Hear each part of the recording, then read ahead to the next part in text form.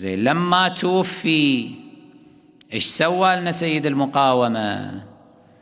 أقام مؤتمرا تأبينيا له، وظهر فيه على الشاشة مباشرة وخلفه صورة لفتح يكن العظيم العملاق.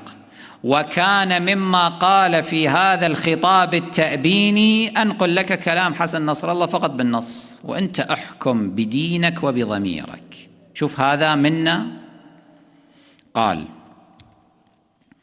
في لبنان بالتحديد لا يمكن أن نتحدث عن حركة إسلامية أو عن عمل إسلامي أو عن مسيرة إسلامية، وفي العقود الأخيرة عن مقاومة إسلامية، دون أن تستذكر وتستحضر، دون أن تذكر وتستحضر يستحضر سماحة الدكتور، يعني هذا فتحي يكن، كأحد المؤسسين والقادة والرموز والدعاة الكبار والمفكرين والمنظرين، وأيضا كأحد الآباء المربين الذين تربت على أيديهم وتحت منابرهم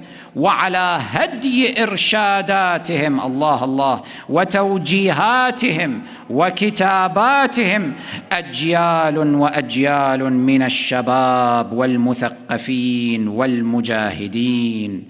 أيها الإخوة والأخوات، الوقت لا يتسع لنعطي راحلنا الكبير بعض حقه، إلى آخر كلامه وقيئه.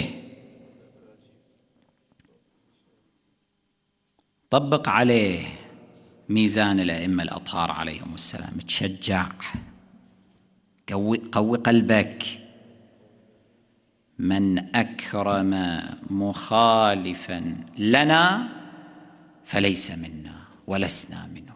هذا مخالف متعرق في الخلاف. فتحي يكن حتى مو واحد عادي، حتى نقول والله هذا عادي، فرد واحد عادي مثلا سياسي مثلا عادي مو مشكلة، لا، هذا واحد كان مع أسامة بن لادن،